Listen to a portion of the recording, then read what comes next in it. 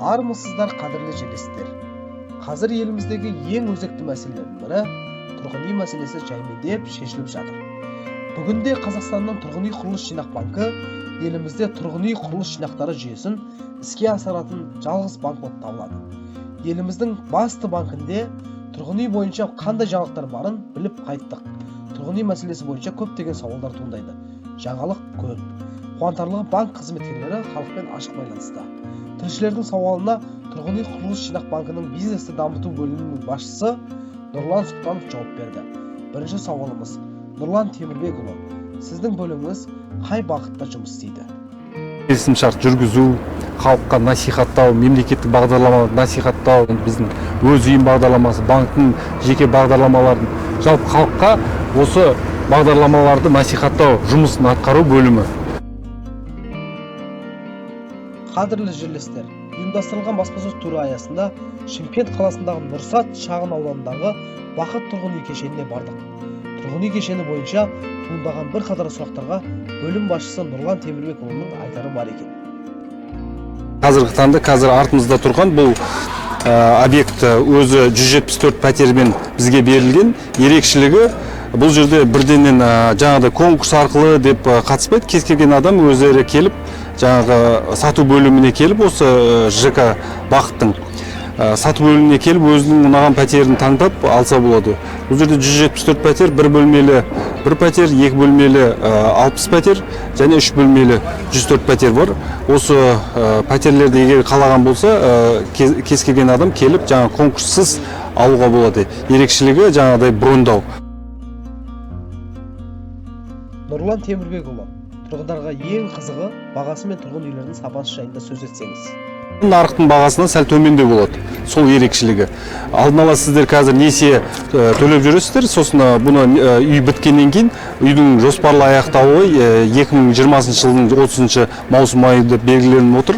Осыған орай кез келген салымшы болсын, немесе қала тұрғындары болсын, басқа да адамдар егер де осы үйді алатын болса, бұның жалпы сапасы жоғары болады. Бұл бизнес класстық үй, жилищный строитель ЖК Бақыт дейді. Бизнес класты бір бөлмелі пәтерлердің 56 шаршы метрге дейін, 2 бөлмелі 73 шаршы метрге дейін, 3 бөлмелі 98 шаршы метрге дейін. Бұны жаңағыдай айтып өткендей сату бөліміне барып, өзінің ұнаған пәтерін таңдап, біздің банкке тұрғын үй құрылыс жинақ банкіне кеп, айлық көрсеткішін растап, 50%-ын кемінде 50%-ын құю керек. Егер де салымшылар болса, пайыз мөлшерлемесі әрине одан төмен болады. Егер де бірденнен құйып жаңада алатын болсаңыздар, бұл 50%-ы жаңағы бірінші бастапқы, мысалға 13 жылға несиені рәсімдейтін болсақ, бірінші 3 жылын 8,5%-бен, 3 жылдан кейін 8,5-нан 4,5 немесе 5,5-ға төмендеп ары қарай жеңілдеу болады. Сол себепті осы салымшылардың бәрін, жалпы салымшылар тұрғындарды осындай үлестік қатысу арқылы осы үйлерді алуға шақырамыз. Себебі бұның жаңағыдай алдын ала алған себебін айтқанымдай, долевой строительство алдын ала алсаңыздар, сіздерге кішкене арзандау түседі. Нұрсат шағын ауданында орналасқан тұрғын үйлердің жалпы көлемі 13.879,2 шаршы метр. Бұндағы 1 шаршы метр тұрғын үйдің құны 180 мың теңгені құрайды. Баспаналар 50-50 қағидасы бойынша бөлінеді. Яғни пәтерлердің кем дегенде 50%-ы әкімшілікте кезекте тұрған азаматтар арасында бөлінеді. Қалған 50%-ы кезекке тұрмаған Қазақстан тұрғын үй құрылыс жинақ банкының салымшылары арасында таратылады.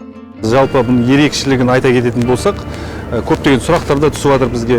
Ерекшелігі бұл жерде салынған үйдің тең жартысы 50%-ы кезекке тұрған, қаладағы кезекке тұрған адамдарға беріледі. Орақ, о кезекте тұрған адамдарда міндетті түрде салымшы болу қажет. Бұның мысалға конкурс болған жағдайда 50%-ы кезекте тұрған, 50%-ы салымшыларға арналған. Бірақ бұл жерде кезекте тұрған адамдардың конкурстан өтуге кішкене басымдылығы жоғары деп айтсақ болады. Себебі ол кезектегі адамдардың болып жатқан солардың арасында болады конкурс. Сол себепті осы үйлерді айта кететін болсақ, бұл енді мына қазір артымызда тұрған 7-8 үй, компания Ақордасы соғылған. Қазіргі осы бітетін уақытысы, жоспарлы бітетін уақытысы осы айдың 30 жұлдызында бітеді. Қазақстан тұрғын үй құрылыс жинақ банкі желісі бойынша сатылатын жаңа нысандар Баспана KZ порталында орналастырылады. Мұнда тұрғын үйге үміткер салынып жатқан нысандарды қарап, өтініштерді қабылдау барысы жайлы ақпарат алуға, өзіне ұнаған пәтерді таңдау, баспана сатып алушылар пулына қатысуға өтініш беруге мүмкіндігіне ие болады. Сонымен қатар биыл әрбір салымшы мемлекеттен 101 мың теңге көлемінде сыйақы ала алады. Қазір біз бірінші объект бұл 9 қабатты үй. 9 қабатты үйді енді бұл жерде 7-8 үй. Егерде конкурстан өткен жағдайда 20%-ын құйып, мысалға мынандай да сұрақтар қойылып жатыр да. Мысалға менде там бір бөлмелі пәтерде мысалы 1 миллионның ақшам бар, қазір мен тапсыра берсем бола ма дейді. Әрине болады. Конкурстан егерде сіздер өткен жағдайда онда кемінде 20% ақшасын құясыздар. Сосын конкурстан өткеннен кейінгі кезекте айлық көрсеткішін растау керек. Айлық көрсеткіші ол сіздің жұмыс істегеніңізге қарай. Тағы бір сұрақтар қойылады. Жұмыс істесек айлығымыз қанша болу керек дейді.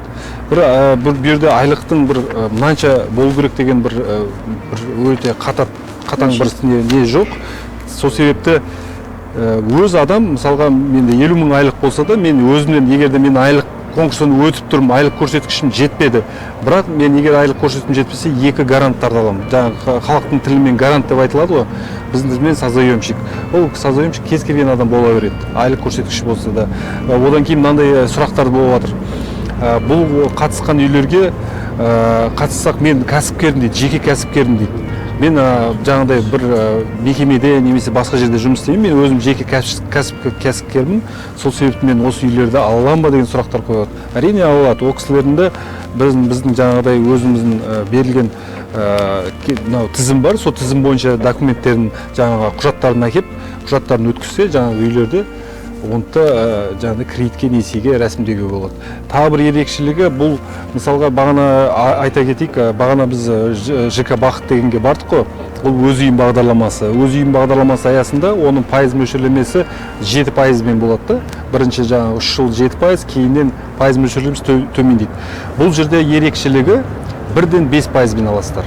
Пайыз мөлшерлемесі мемлекеттік бағдарлама болғандықтан 1-ден 5%-мен, сосын бұл 5% мысалға 19 жылға кредитті жаңағы несиені рәсімдейтін болсақ, бірінші жаңағы 8 жылын 5%-мен төлейсіз, 8 жылдан кейін 5-тен 3-те 8-ге ауысады. Ал егерде салымшылар 50%-ын жинап алып қойған салымшылар болатын болса, олар енді сол бағалау көрсеткіші дейді, сол өзінің балына қарай жаңағы пайыз мөлшерлемесі 1-ден может 4-пен болуы мүмкін, 4,5-мен болуы мүмкін да. Осындай себептері бар. Сол себепті бұл енді толық қазір біз прямой эфирде болсын, басқа да нелерде болсын, енді толық мәлімет алу үшін біздің бөлімшелер бар, кеңес беру орталықтары бар, сол жерден біздің жаңағыдай кеңесшілер бар. Вот солардан толыққанды сұрап алуға болады. Мысалы 20%-ын жинады дедіңіз ғой, 5%-пен бергенде жаңа 20% өзінікі ғой, оған да процент төлейді ме? Мысалға төлейтін кезде 5%-мен деп айтылады ғой да. Біздің тұрғын үй құрылыс жинақ банкының жүйесі бойынша міндетті түрде ол 50% жинау керек. Мысалы қазір конкурсқа қатысып жатыр ғой, адамдар қазір қатысқан адамдар 50%-ын жинап қойғандар бар.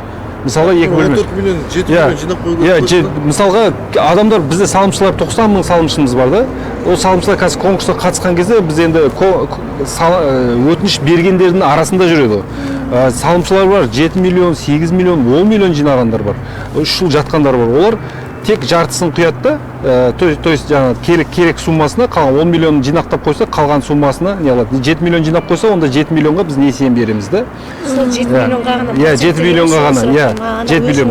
Енді қараңыз, егерде 20%-ын орындамаған, то есть қазір 20% салды, оның жаңағы бағалау көрсеткіші келмеген жағдайда, онда ол 20%-ын жарты ақшасы мысалға ай сайын мысалға дейік 60 мың теңге шықсын. 60 мың теңге шықса, соның 50% жаңағыдай депозитке жиналады, қалғаны ол пайызы, 5%, сон төленеді.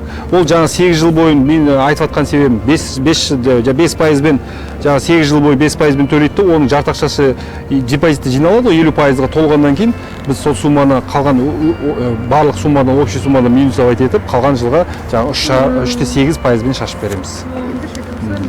Енді тағы бір сұрақта үйдің кезегіне тұру үшін да, например, Түркістан облысында жұмыс істейді, қаладағы үйдің кезегіне отыру. Енді өте жақсы сұрақ. Айта кететін нәрсе, кезектегі тұрған адамдар Шымкент қаласында кезекте тұрған адамдар қатыса алады бұл жерге. бұл Шымкент қаласы болғандықтан, қазір Түркістан облысы бөлек болып шыққандықтан, бұл жерде қазір тапсырыс беруші әкімшілік Шымкент қаласының әкімшілігі. Шымкент қаласында тұрған адамдар, кезекке тұрған адамдар ғана өтініш бере алады. Бұл кезекке тұрған адам. Жалпы конкурс арқылы қатысам деушілерге оларға ешқандай ограничение жоқ. Егер ол, например, Түркістан облысында жұмыс істейді, ал Шымкентте кезекке тұруға бола ма, болмай ма? Жоқ, Шымкентте тұрғылықты орны тұратын жерде егерде Түркістан облысы болса, оны кезекке тұру, тұрмауы қалалық әкімшілік жаңағы ЖКХ бөлімінен сұрауы керек. Бірақ менің естуімше, ол Түркістан облысында тұрған адам мына жерге келіп, ол пропискаға тұру керек. Сосын барып кезекке тұрады да осы жерден. Прописка осы жақта. Жұмыс сол жақта, например. Жұмысы болса, кезекке, бұл айтып отырмын ғой, бір нәрсені қателестірмеу керек. 50% кезектегі тұрған адамдарға, 50% салымшыларға. Ал салымшы ол басқа қалада болуы мүмкін да, басқа қалаларда болуы мүмкін. Түркістан облысына кез келген адам қатысып ала береді оны айлық көрсеткішін. Тек қана жаңағы мен айтып жатқан кезектегі тұрған адамдар, егерде Шымкент қаласында кезекте тұрған адамдар бөлек, салымшылар бөлек қой. Кезекте тұрғандар Шымкент қаласында тұру керек. Оларға міндеттеледі прописка ұсынылады. Басқа салымшыларға? Олар салымшыларға бола береді, қатыса береді. Бұнда үйлердің қаншасы соғылды қазір дайын? Жалпы бұл нұрлы жер бағдарламасы аясында осы келісім шартқа біз 29 қыркүйек айында қол қойған болатынбыз. Енді қазір әзірше осы 4 үйді беріп жатыр, 224 пәтер. Осы үйді біз қазір беріп болғаннан келесі енді әкімшілікке байланысты біздің жалпы басқа да салымшылар бар ғой. Сол үшін жинақтап отырса, бұл әкімшілік тапсырыс бергеннен кейін әкімшілікке біз тікелей байланыстымыз. Әкімшілік бізге осындай кредиттік үйлер беретін болса, біз ары қарай осыны салымшыларға, кезекте тұрған адамдарға несиелендіретін болады. Салымшылардан артыла ма ол ана кезекте тұрғандардан? Енді 50-50 ғой, бағанадай ғой. Мысалға 50% салымшыларға, 50% кезекте тұрғанда. Мынандай бір айтатын нәрсе. Мысалға қазіргі таңда 224-ке 1000-нан жоғары адамдар өтініш беріп отыр. Жеке кабинет арқылы беріліп жатыр. Енді ол конкурс өткеннен кейін, мысалға жаңағы 224 пәтерге 224 адам тапсырды. Тапсырғаннан кейін сол 224-дің астында тағы 224 адам резервный списокте тұрады, жаңағы балына қарай, мысалға 100 балл, 99 балл осылай тұрады ғой. Ол ары қарай, мысалға жаңағы өткен адам, 224 адам өтті ғой, өткен адам ішінен кім айлық көрсеткішін растамаса, 20% ақшасын құя алмаған жағдайда, немесе басқа да нелермен отказ жаңағыдай бас тартқан болатын болса, онда біз жаңағы келесі кезекте тұрған адамды сол айлық көрсеткішін растауға шақырамыз. Немесе ол өзін шақырмай-ақ, қазір енді техниканың дамыған кез ғой, личный кабинет дейміз ғой, жеке кабинет арқылы бергеннен кейін, астында жаңағы өзін жеке кабинет арқылы конкурстан өткені, өтпегені туралы біле алады. Или же жаңағыдай следующий по списку дедік қой, жаңағы келесі кезектегі тұрған адамды шақыратын кезде, ол біз личный кабинетте, жеке кабинетіне көрінетін болады. Вы, сіз списоктесіз, немесе айлық көрсеткішін растауыңызға сұранамыз деген сияқты сол сөздермен келіп, ол өзінің арқылы, банктың бөлімшесі арқылы тізімді алып, керек құжаттарын түсіп, айлық көрсеткішін растап ала алады.